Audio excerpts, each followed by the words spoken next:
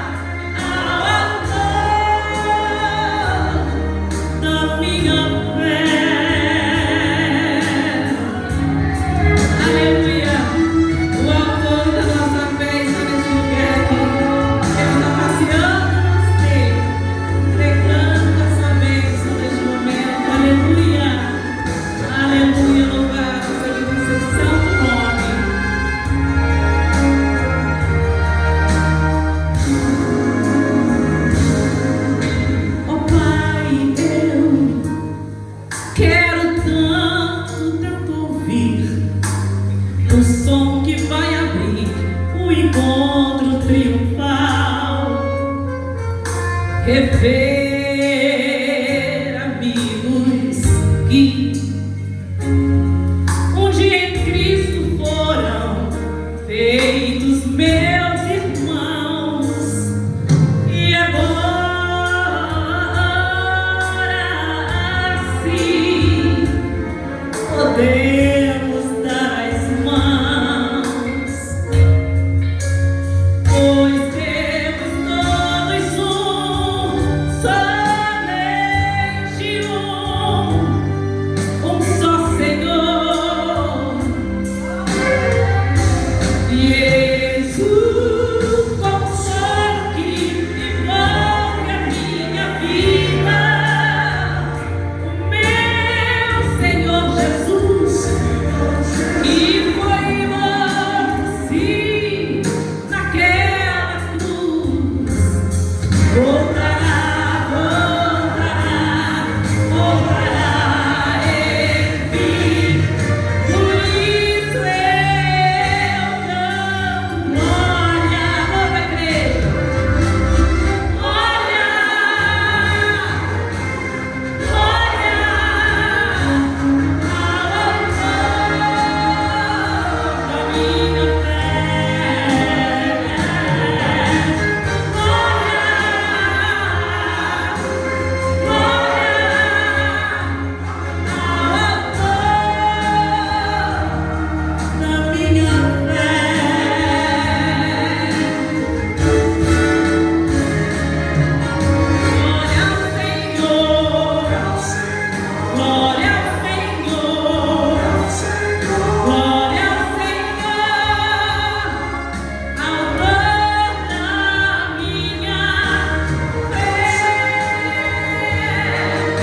glória,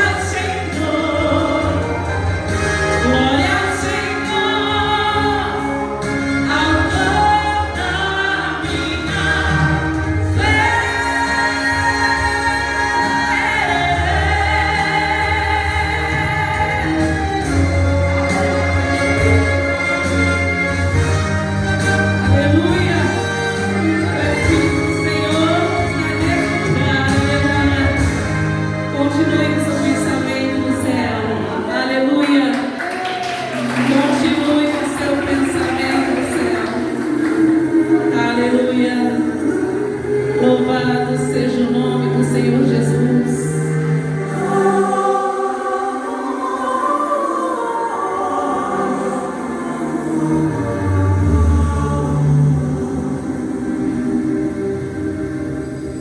Glória ao Senhor, glória ao Senhor, glória ao Senhor, autor da minha fé.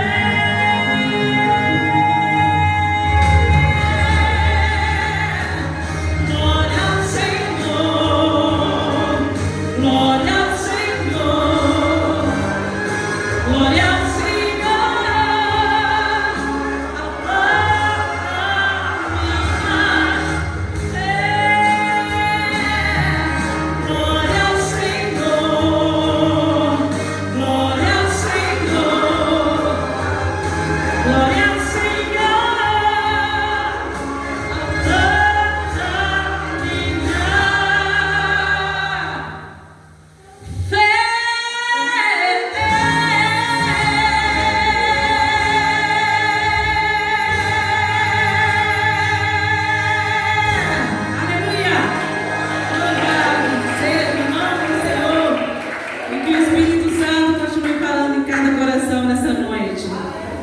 palavra com o pastor Jacó.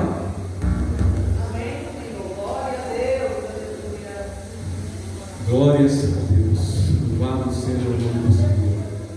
Que nossa vida seja para o louvor do Senhor, nosso Deus.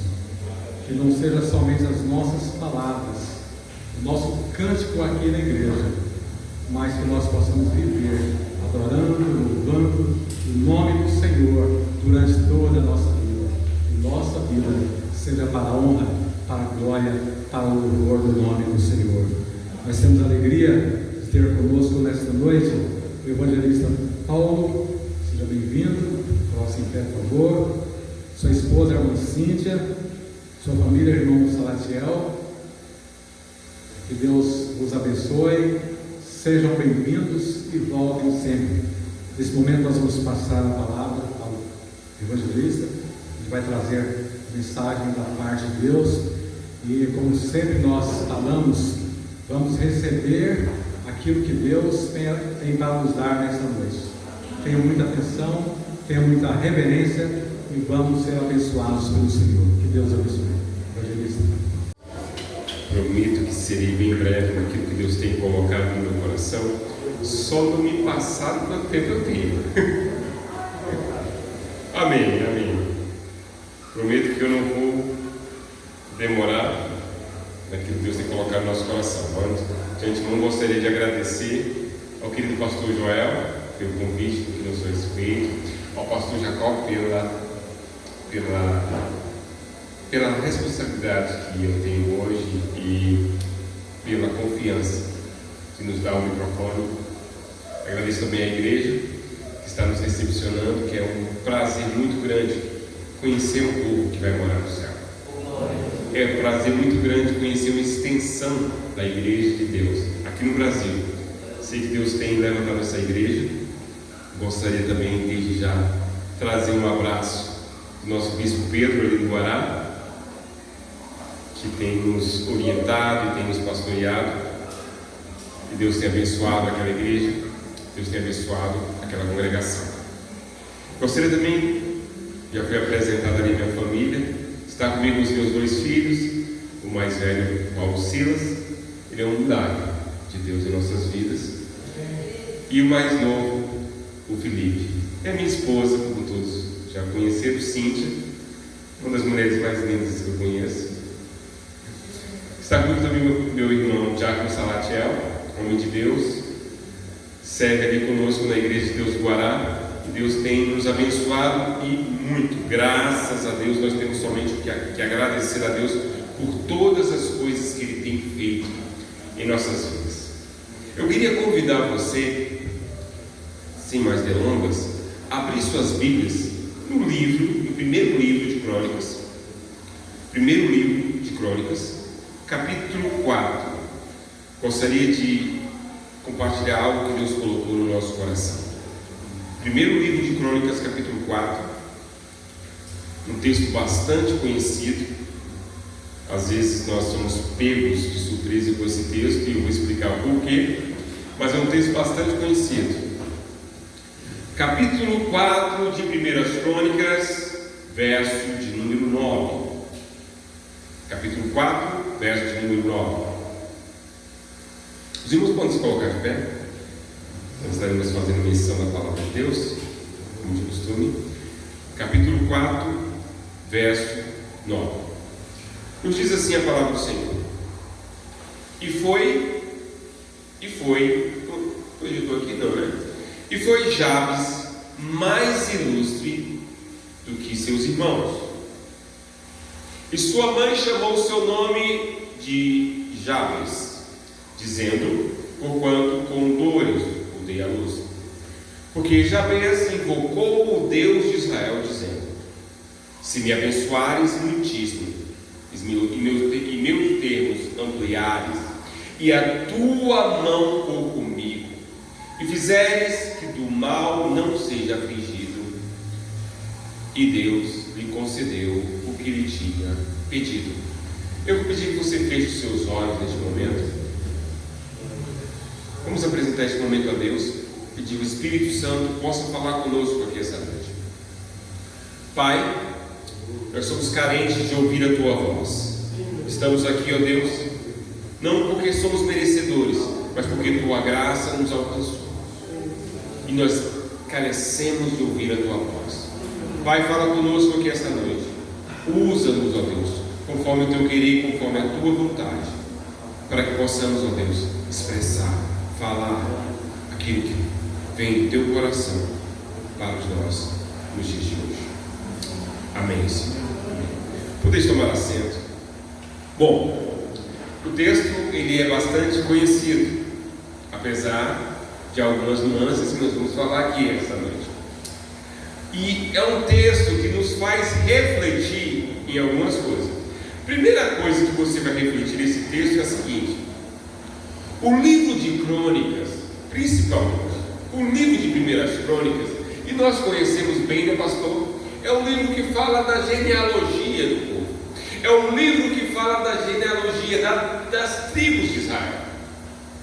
É um livro que vai contar quem era filho de quem e quem gerou quem. É normal, você começa a ler Crônicas e alguns de nós, preciso falar isso, alguns de nós, muitas vezes, quando começam a ler Crônicas, acabam sentindo um leve cansaço por conta da monotonia, da repetição, da dificuldade em pronunciar alguns nomes. Eu não sei se você já se pegou lendo Crônicas e apareceu um nome lá que você não sabia se você estava falando em línguas ou se você estava falando nome. São nomes difíceis. E por serem difíceis, nós lendo, nós sentimos essa dificuldade e a repetição. Mas o que nos chama a atenção aqui no capítulo 4, e eu imagino eu enquanto escriba e o escritor escreviam Crônicas, e eles explicavam quem gerou quem, por que gerou quem e quem nasceu de quem. Aconteceu algo que é inusitado. Eu posso te convidar a ler o capítulo 4 neste momento, e você vai perceber comigo que há algo de errado aqui, ou algo de certo. Nós não conseguimos entender. Então, para isso, nós precisamos usar um pouco da nossa criatividade para entender o que está acontecendo. E pelos olhos da fé, nós compreendemos que há uma intervenção divina aqui no livro de Crônicas durante o relato. Provavelmente as crônicas eram escritas para registrar a genealogia e registrar as descendências. E quem pedia as crônicas, ou era o governador, ou era o rei, que pedia porque queria que as famílias fossem registradas. E o escriba fazia esse trabalho. Ele começava a registrar as famílias. Mas enquanto ele registrava, imagino eu, que o escriba é tomado pelo Espírito Santo de Deus. Ali ele vai fazer uma pausa. Porque aqui nós estamos lendo uma pausa na genealogia. É uma pausa. É como se Deus falasse: espera aí, para o que você está fazendo, antes de você continuar, eu quero que você registre algo para mim. Eu imagino ali o escriba parado, pensando, e não conseguia continuar. E o Espírito Santo o compungia. O Espírito Santo o inspirava a escrever algo. Algo sobre quem? Você vai fazer uma mini biografia. O que nós lemos aqui, em 2 versículos, é uma mini biografia. Isso está fora da característica do livro. O livro não está falando de biografia. O livro está falando de genealogia. O livro não está contando a história. O livro está registrando as famílias. O livro está registrando as descendências.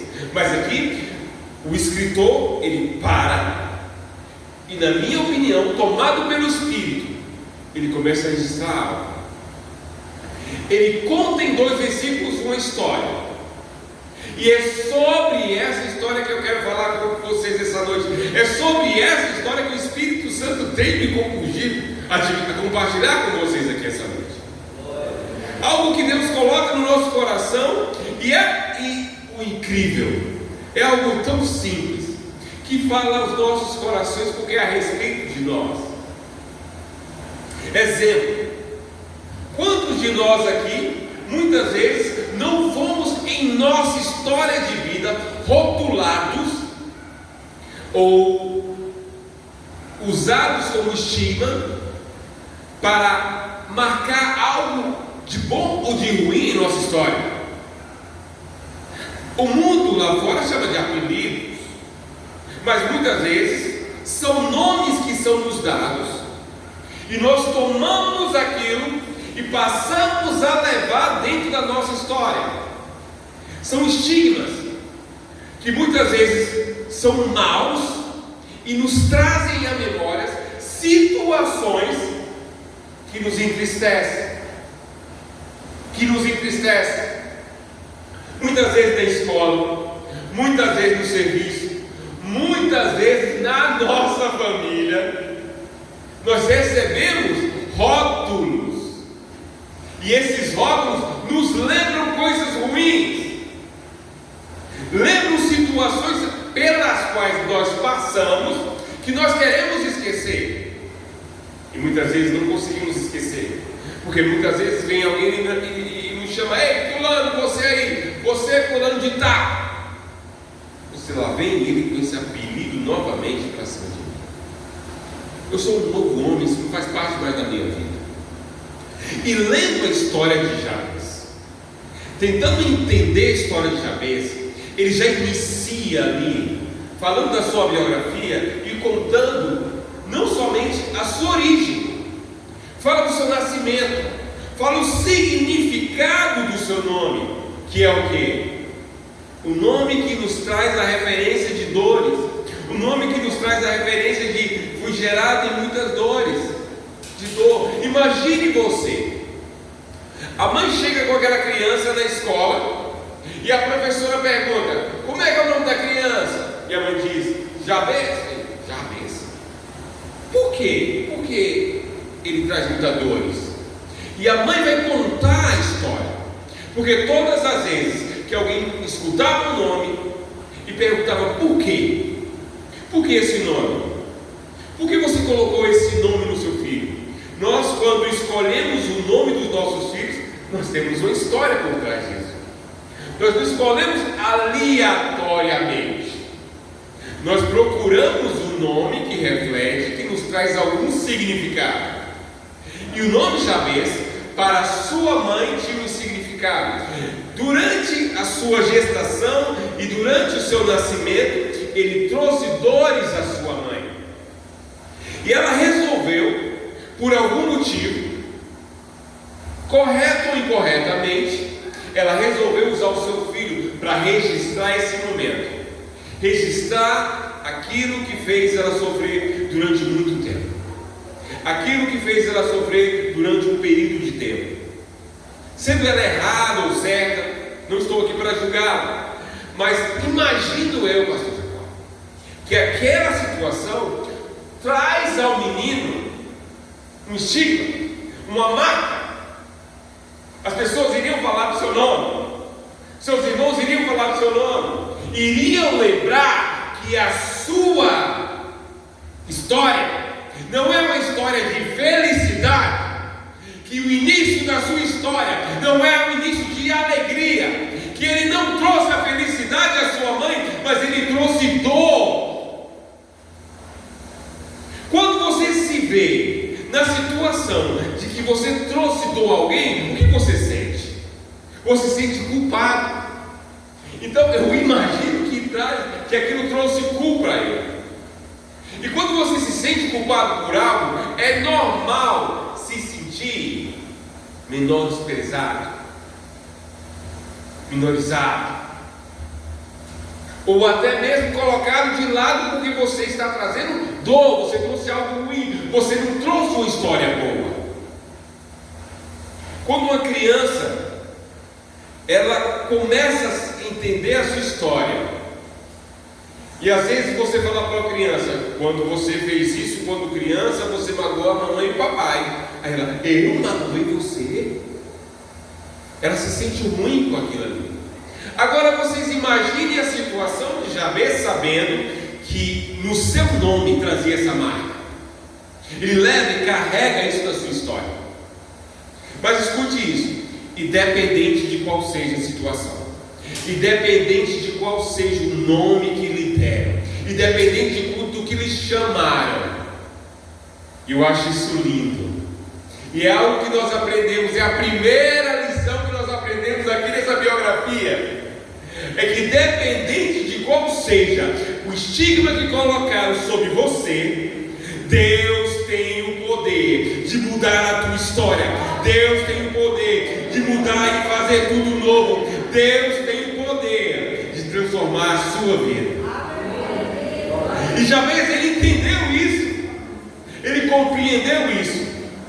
E o que eu acho lindo no texto, o que eu acho lindo e poderoso nisso, escuta só, começa falando que ele gerou dores, mas diz o seguinte: porém, ou além dos seus irmãos, ele foi o mais importante. Dos seus irmãos, ele foi o mais honrado. Dos seus irmãos, ele foi o mais ilustre. Aí eu preciso viajar um pouco mais, e eu fico imaginando. Eu imagino, pastor, que os irmãos de Jabez não eram irmãos normais, talvez nem que fez da família dele, doutores, advogados, governadores, responsáveis pela cidade. Mas a Bíblia diz que diante de toda a sua família, ele foi o mais honrado. Diante de toda a sua família, ele foi o mais ilustre. Porque Deus muda a história. E nós servimos um Deus que muda a história. E nós só estamos aqui hoje. Nós só estamos aqui hoje. E não é mérito nem meu nem de vocês. Porque Ele mudou a nossa história. Ele mudou a tua história. E você tem motivo para adorar. Você tem motivo para glorificar Ele. Porque você sabe de onde você foi tirado. E o que Deus fez na sua vida. E hoje você tem motivo para agradecer a Ele e adorar a Ele. Esse culto é para Ele. E é por Ele que nós estamos aqui hoje. Para honrá-lo, para engrandecer o seu nome. Mas escute isso, e é onde traz a reflexão principal para mim, importante desse versículo. O versículo, ele narra a sua origem, narra quem ele é, mas principalmente, agora ele vai começar a falar de algo que é importante para Jabez e importante para nós. O versículo vai dizer o seguinte: que Jabez clamou ao Senhor, que Jabez orou a Deus, e o que Deus fez em sua vida. E é sobre isso que eu quero falar essa noite. Nós sabemos que existem orações que sobem até o trono da graça. Existem orações que não sobem até o trono da graça. Existem orações que são feitas corretamente, existem orações que não são feitas corretamente. Mas como é isso? Espera aí, antes que vocês fiquem bravos comigo. Tiago capítulo 4, versículo 3 diz o seguinte: pede.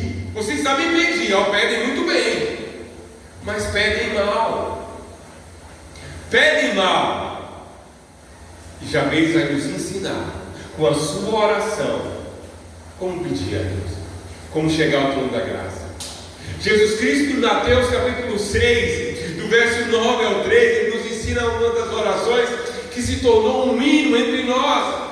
E quando nós não sabemos orar, que muitas vezes hoje eu não tenho como orar, você faz a oração do Pai Nosso, porque ali você está se conectando com Deus, você está adorando a Deus. Você está reconhecendo a Deus sobre a sua vida. Você está reconhecendo a soberania de Deus na sua vida. E Deus começa a manifestar o poder dele em nossas vidas. Quantas vezes, em meio a situações complicadas e difíceis em nossas vidas, nós fizemos uma oração e Deus ouviu. Todos nós aqui temos uma experiência aonde em meio a uma situação nós oramos a Deus e Deus nos ouviu e Deus nos atendeu. Todos nós temos essa experiência, porque é algo que você pode ter agora se você quiser, e se você não teve ainda, você tem livre acesso ao Pai, porque Jesus nos dá livre acesso a Ele. Livre acesso a Ele. E aí é sobre isso que eu quero falar essa noite. A oração que Jabez fez, e até onde nós podemos aprender com ela e aplicá-la em nossas vidas. Jabez inicia sua oração dizendo o seguinte: se me abençoares, muitíssimo. Se me abençoares, muitíssimo.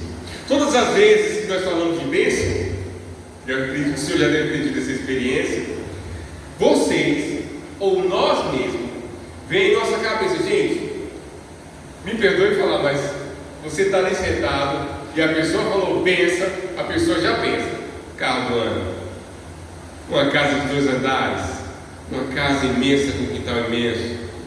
Nós pensamos nas coisas materiais, isso faz parte da nossa característica humana, é algo que está incluído em nós. Nós falamos em bênção, a gente já começa, poxa, irmão, está abençoado logo. Irmão, comprou um carro, rapaz, é abençoado esse irmão. Irmão, tem uma conta gorda no banco, mas é abençoado. Só que essa bênção, que é muitíssima, que está sendo explanada aqui, ela não está falando de bens materiais, ela não está falando pelo que você tem, mas por quem você é. E quando você é abençoado, a sua presença, ela muda o ambiente. Não é pelo que você tem, é pelo que Deus é na sua vida.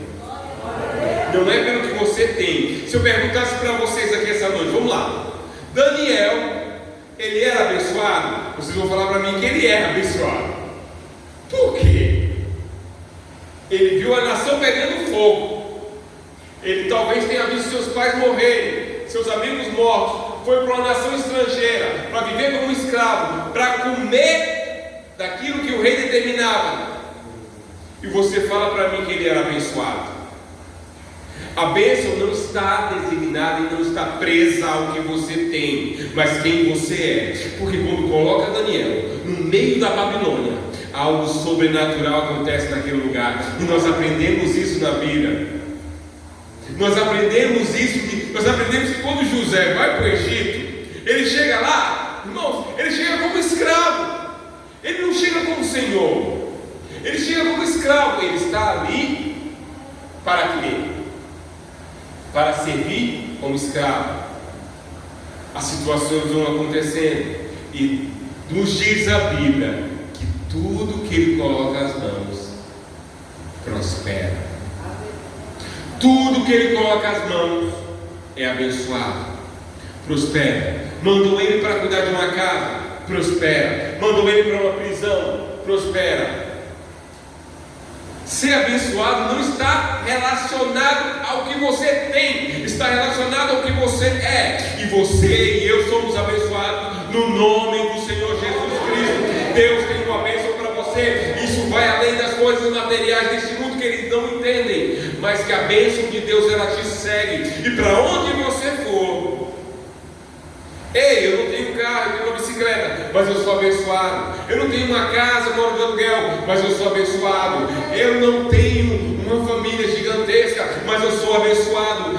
Deus tem bênçãos para nós, e é o que Ele está dizendo aqui. Ser abençoado e muitíssimo, não é pelo que você tem, mas pelo que você é. E eu e você somos abençoados. Somos abençoados. E meus termos ampliados. Olha só, quando se fala, vai se falar da área material dentro da igreja, isso gera controvérsias e muitas vezes divide pensamentos. Divide pensamentos. E na oração que Jabez faz, ele coloca primeiro ponto: eu preciso ser abençoado. E não é abençoado de qualquer jeito, não, Deus. Eu quero ser abençoado do muitíssimo. E segundo ponto, abençoa os termos, amplia os termos.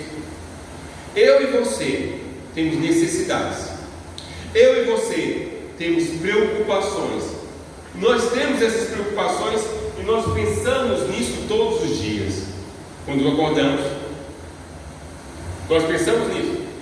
Nós nos lembramos que tudo que iremos fazer gera um resultado, e nós colhemos esse resultado. Nós colhemos esse resultado. E quando você está fazendo algo, o que você espera? Não estou falando em prosperidade, não estou falando em multiplicar, eu estou falando em sucesso daquilo que você vai fazer. Naquilo que você vai fazer, e não é errado isso, não é errado. E aonde Jabes agora introduz na oração que ele faz a Deus e diz: Senhor, se ampliares os meus termos, se alargares as minhas tendas, alarga as minhas tendas. Eu preciso me preocupar com a minha família, eu preciso me preocupar com aqueles que me servem. Então, se eu preciso falar com alguém sobre as coisas materiais das quais eu preciso, é com Ele, com o dono do ouro e da prata, com o Senhor que governa os céus e a terra. É com Ele que eu vou falar, é com Ele que eu vou argumentar as minhas necessidades e vou apresentar a Deus, e vou colocar diante de Deus, para que os meus negócios ampliem, para que eu cresça, não por vaidade. O que Jabez está nos ensinando aqui, está mostrando, ele não está sendo vaidoso, ele não está tentando barganhar com Deus. Faz isso que eu faço isso para você, não. Ele está mostrando para Deus a sua necessidade, ele está apresentando a Deus: Senhor, eu tenho uma necessidade, e eu quero apresentar a Ti a minha necessidade. E qual é a tua necessidade? A minha necessidade é que os meus termos sejam ampliados, é que os meus termos sejam alargados, porque eu preciso crescer, eu preciso continuar crescendo. Isso não é errado, isso é você apresentar a Deus o que Ele pode fazer, e Ele faz. E quando Deus começa a te abençoar nessa área, e quando Ele começa a ampliar os seus termos, automaticamente aqueles que te cercam são alcançados, são abençoados, porque famílias, vidas são abençoadas através de você, e é isso que Deus tem para nós. Então a oração de Jabes, ao meu ver, ela é cirúrgica, quando ela vai de encontro ao que ele precisa, ao que ele necessita. Ele sabe com quem ele está falando, e sabe como está falando, e isso torna Jabes ilustre entre os irmãos. A história de Jabes, ela começa a mudar aqui e agora, na minha visão. Quando ele passa essa oração, por mais pequena que seja, ela é rica. E o mais incrível, nós vamos encontrar isso em um lugar que não tem como dizer que devia estar aqui. Todas as vezes que nós lemos Primeiras Crônicas, capítulo 4, e você começa a ler a genealogia, você diz: esse texto está estranho aqui, porque você vai ver que existe uma pausa, e depois dessa pausa ela termina e volta à genealogia. É como se Deus falasse: esconde essa joia ali, esconde essa joia ali, porque eu quero dar ela aos meus servos. E nós somos presenteados, e porque nós aprendemos, e nós crescemos como homens e mulheres de Deus. Isaías 54, verso 3, esse eu gostaria de ler com vocês. Isaías 54, 3 diz o seguinte: Isaías 54, 3 nos diz o seguinte: amplia o lugar da tua tenda. Escuta isso: amplia o lugar da tua tenda, estenda-se as cortinas das tuas habitações, não me impeças, alonga as tuas cordas e fixa bem as tuas estacas, porque transbordarás para a direita e para a esquerda, e a tua descendência possuirá os gentis e fará que sejam habitadas as cidades assoladas. Deus tem algo para que você cresça. Deus tem um propósito de te fazer vencer. Creia nisso.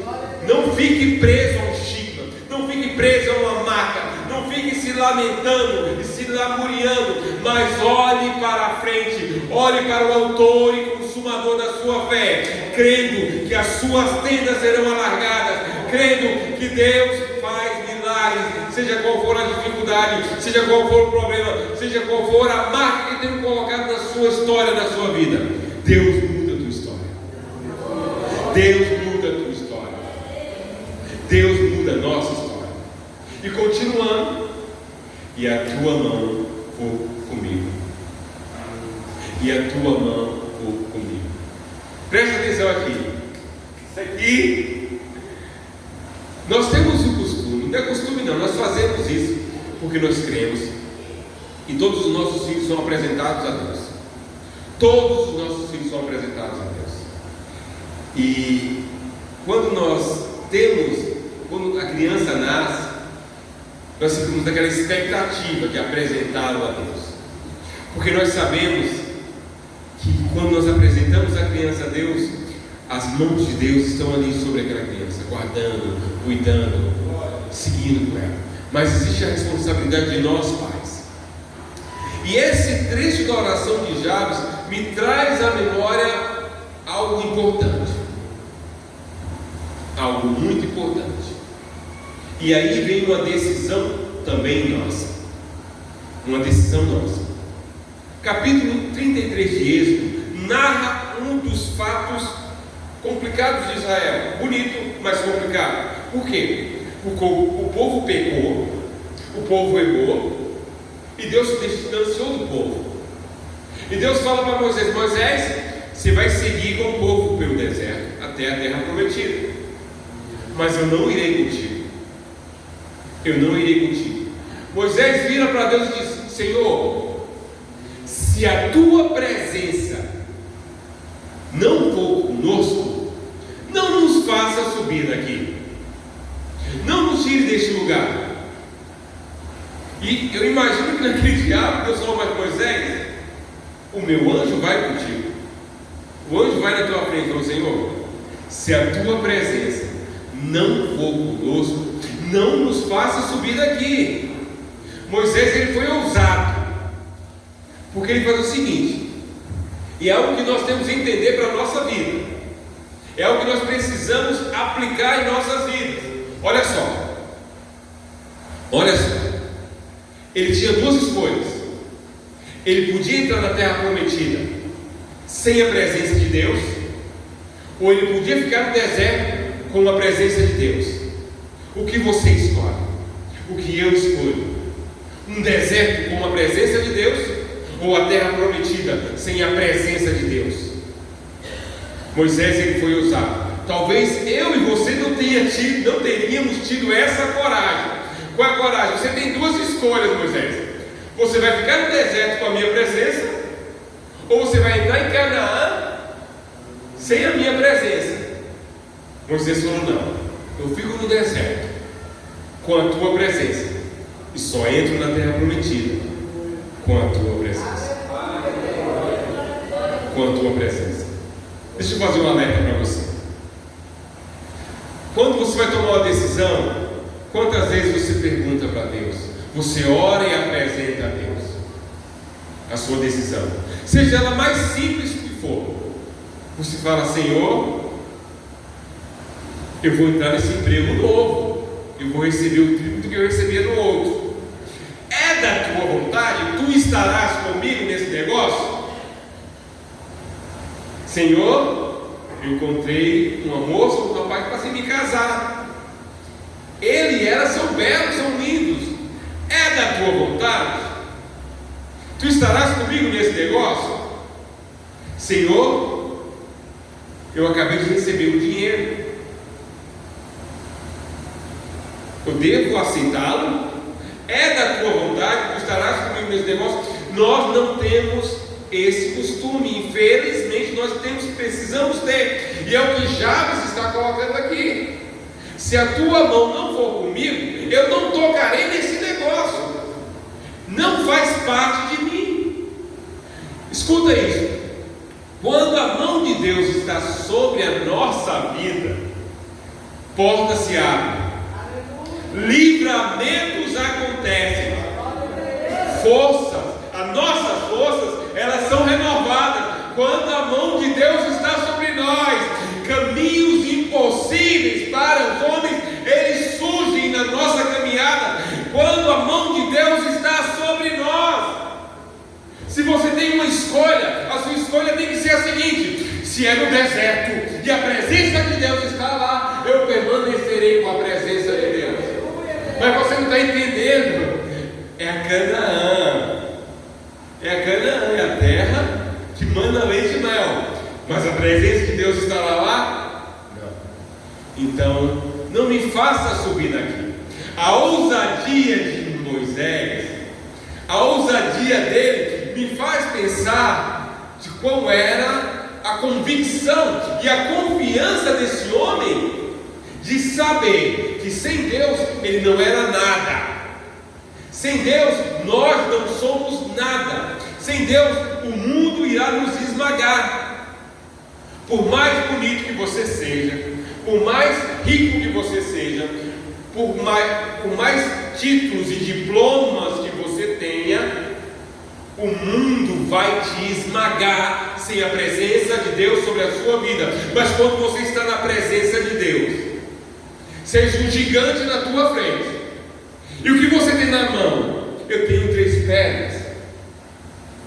Seja um exército se levantando contra você, o que você tem na mão? Josafá fala: nós vamos contra eles no nome do Senhor dos Exércitos. Glória a Deus. O nosso exército é mínimo, não tem número igual, mas o Senhor dos Exércitos está conosco. Quando Deus está no negócio, nem guerrear tu vai guerrear. Você vai dormir pobre e vai acordar rico. E eu não estou falando de riqueza material dessa terra.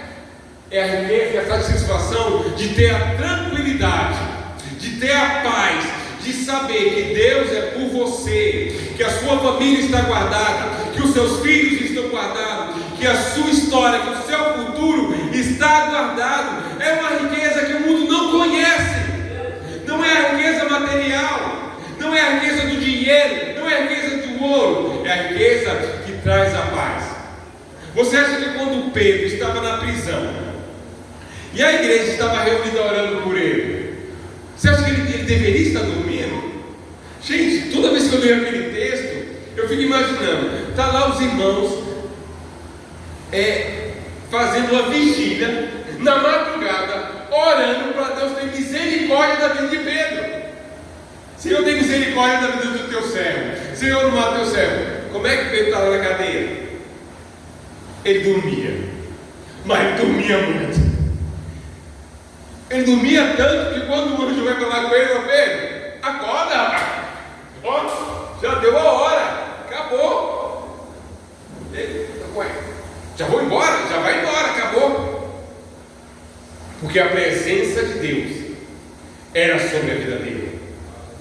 E ele tinha essa consciência, ele tinha essa convicção que Deus estava trabalhando ao favor dele, que Deus estava pelejando por ele. Quando você sabe, independente se você não tem nada na sua casa, você se reúne com a família e essa esposa fala: marido, como é que será o dia de amanhã? Você tem a fé, você tem a confiança e você tem o Deus dos céus. Você diz: amanhã Deus proverá. Deus proverá.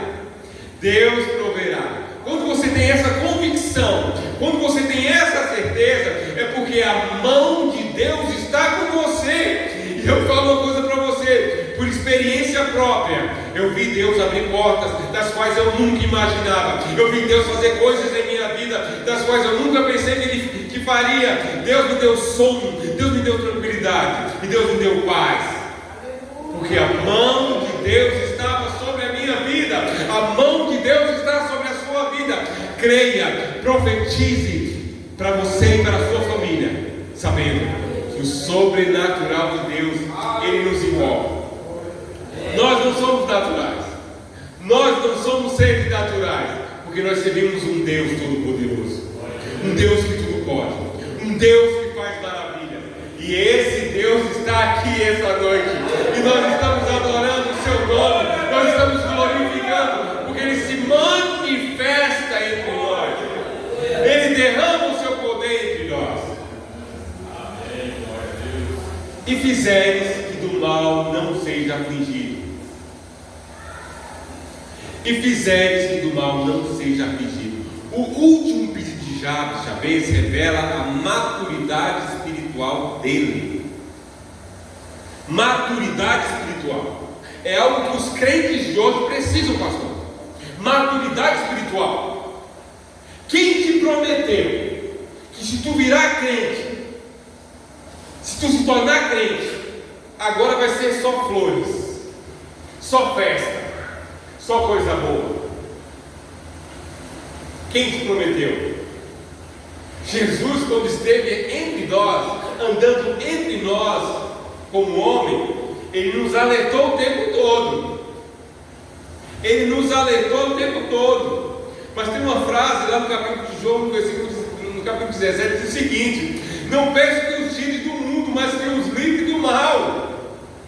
É o seguinte: tu está no meio de uma batalha, meu irmão. É tiro para tudo que é lado.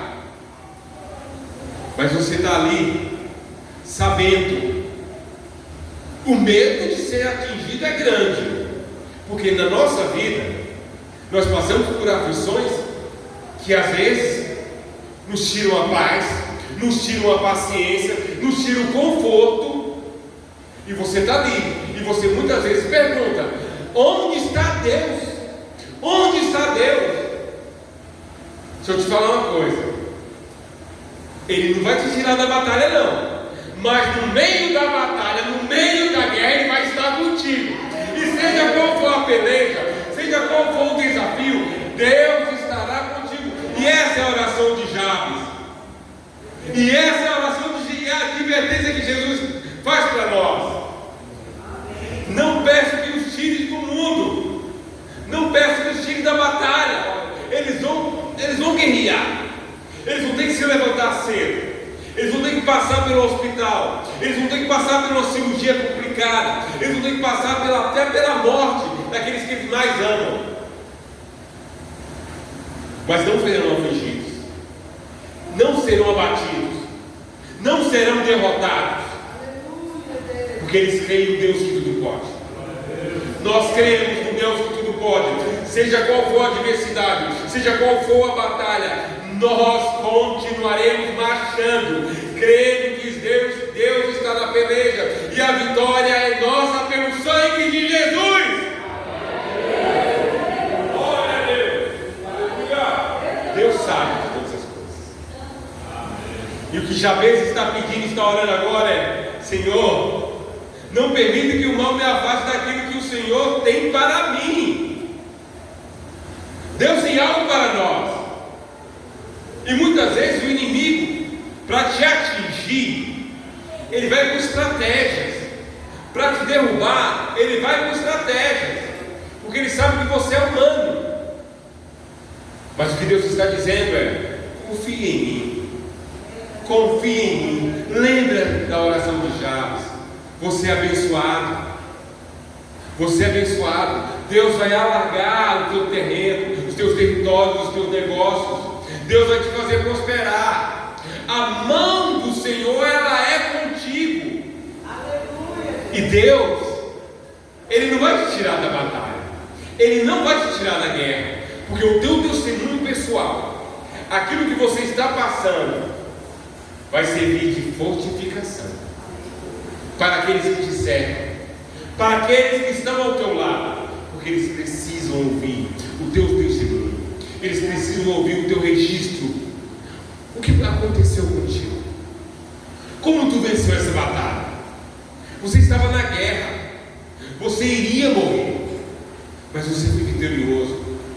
Certa vez, em outra oportunidade, eu prometo contar meu testemunho aqui, pastor, mas certa vez eu estava no serviço, e eu conversando com o meu chefe, eu falei com ele sobre o que havia acontecido comigo. Talvez vocês não conheçam a minha história, claro. Eu e meu irmão, nós somos nascidos e criados em um lar evangélico. Meu pai pastoreou praticamente a vida dele toda, e hoje é jubilado. E nós crescemos na igreja evangélica, nós crescemos nos bancos. Nós somos de igreja, como eu costumo dizer, nós somos de igreja. E eu contando para o meu chefe a minha história, eu contando para ele o que eu, depois de casado, eu passei na área da enfermidade. Enquanto eu conversava com ele no serviço, os as lágrimas desceram dos olhos dele. E ele virou para mim e perguntou: Paulo, eu sei que você é crente, mas como é que você suporta tal coisa? Porque se isso acontecesse comigo, eu te digo, Paulo, que eu não suportaria. Eu blasfemaria contra Deus, eu blasfemaria contra os médicos, eu blasfemaria contra a ciência, contra tudo. Mas eu te vejo alegre, eu te vejo testemunhando, eu te vejo testificando das coisas que Deus faz. E ali eu virei para ele e falei: é porque Deus é maior. Deus é maior do que eu penso, do que eu sinto, do que eu vivo. E eu preciso ter experiências com Deus, e eu preciso entender isso, porque é através dessas experiências que eu sou sustentado, que eu sou fortificado, que a minha fé e a minha confiança se tornam aquilo que Deus quer que eu me torne. Deus tem propósito na sua vida, Deus tem propósito na sua história, mas você precisa crer e precisa confiar no Senhor. Concluindo, a história de Jabes, ela é muito interessante, e ela nos faz meditar em quem nós somos, porque nós estamos aqui, e como é que eu posso mudar a minha história. Mas o que Jabes me ensina é que a nossa história, quem muda ela é o Senhor Deus Todo-Poderoso. Nós, como servos que somos, e é o que Deus tem nos mostrado: entrega nas minhas mãos, confia em mim, faz a minha vontade, anda no meu caminho, e você vai experimentar grandes coisas, e você vai ver grandes coisas, mas anda no meu caminho. Jabes, ele foi um homem reto, nós aprendemos isso. Ele foi um homem que confiou em Deus, ele foi um homem que, em meio a tudo aquilo que poderia ser contrário ao que a sua história, mas ele falou: o meu passado, ele não vai determinar o meu futuro. Repita comigo: o meu passado não vai determinar o meu futuro, mas Deus, Ele tem um futuro grandioso para mim. Ele tem um futuro grandioso para você. Coloque-se de pé. Deus, Ele faz coisas tremendas em nossas vidas. Deus realiza coisas tremendas em nossas vidas. E quando nós começamos a compreender isso, começamos a aceitar, e quando você para na sua casa e você abre as Escrituras e você se depara com um texto desse, e você começa a ler, as lágrimas vêm aos seus olhos, porque o Espírito Santo começa a ministrar na tua alma e começa a dizer, diante da tua dificuldade, diante do teu problema, diante daquilo que vem te assolando, que vem te perseguindo: Deus é contigo, Deus é contigo, Deus é contigo. Continue, não pare, não temas o que o inimigo tem tentado lançar no seu rosto, mas confia no Senhor, porque grandes coisas Ele faz, e grandes coisas Ele continuará fazendo, grandes coisas Ele vai se manifestar em nossas vidas, porque Ele é Deus, Ele é Deus, Ele é Deus, Ele é Deus. Senhor nosso Deus, essa noite em tua casa, nós estamos aqui, ó Pai, porque nós precisamos, porque nós necessitamos. Deus, nós queremos que o teu sobrenatural envolva este lugar.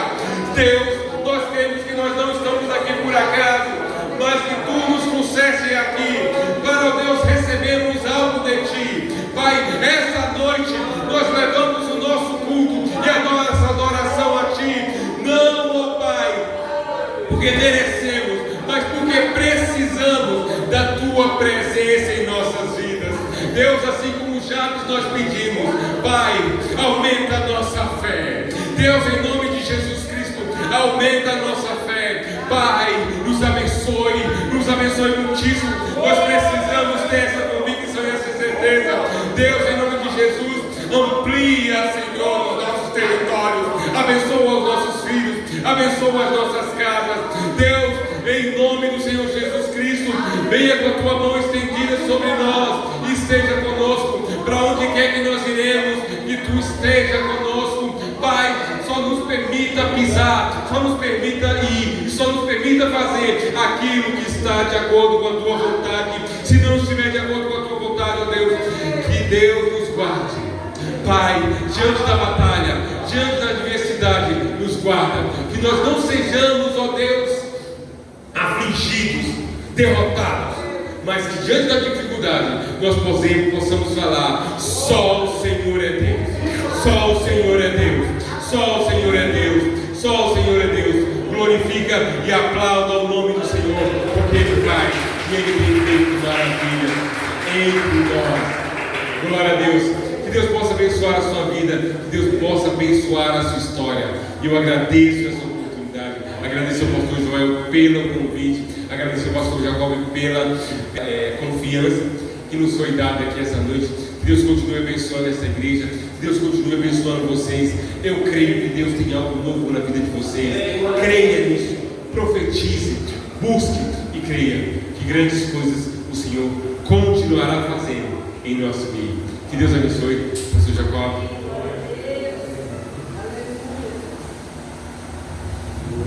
Glória a Deus, palavra abençoada. Deus continue abençoando o servo dele. Irmãos, a palavra do Senhor diz que a oração do justo pode muito em seus efeitos.